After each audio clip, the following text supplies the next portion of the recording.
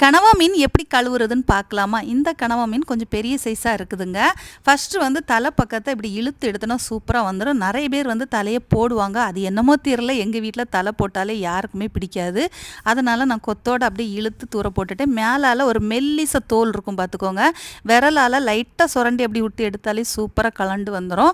அப்புறம் பிளைனில் வந்து ரெக்கை இருக்கும் பார்த்தீங்களா, அது மாதிரி இந்த கனவா மீனுக்கு வால் பக்கத்துலையும் இருக்கும் பார்த்துக்கோங்க. அதையும் நம்ம அந்த தோலை நீக்கிட்டு கட் பண்ணி எடுத்துக்கலாம். வயிற்று பகுதியில் டிரான்ஸ்பரண்டாக இந்த மாதிரி ஒரு பிளாஸ்டிக் மாதிரி ஒரு பேப்பர் டைப்பில் இருக்கும். ஆனால் எல்லா கனவா மீனுக்கும் இப்படி இருக்குது. அதான் எடுத்து தூக்கி போட்டுருங்க.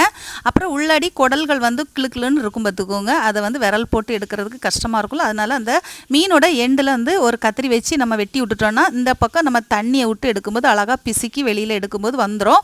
ஆனால் ஒரு சிலர் வந்து இந்த மாதிரி நீளமாக வயிற்ற கிழிச்சு இப்படியும் ஓப்பன் பண்ணி எடுத்துக்குவாங்க. இந்த மாதிரி ஓப்பன் பண்ணி நம்ம எடுக்கும்போது அடுத்தது பீஸ் போடுறதுக்கு கொஞ்சம் கஷ்டமாக இருக்கும். அதனால தான், ஏன்னா ரொம்ப வழுகி போகும். ரவுண்ட் ஷேப்பில் வெட்டும்போது நமக்கு கையில் பிடிச்சு வெட்டுறதுக்கு ஈஸியாக இருக்கும். நீங்கள் எந்த மாதிரி வெட்டி க்ளீன் பண்ணுவீங்கன்னு மறக்காமல் கமெண்ட்ல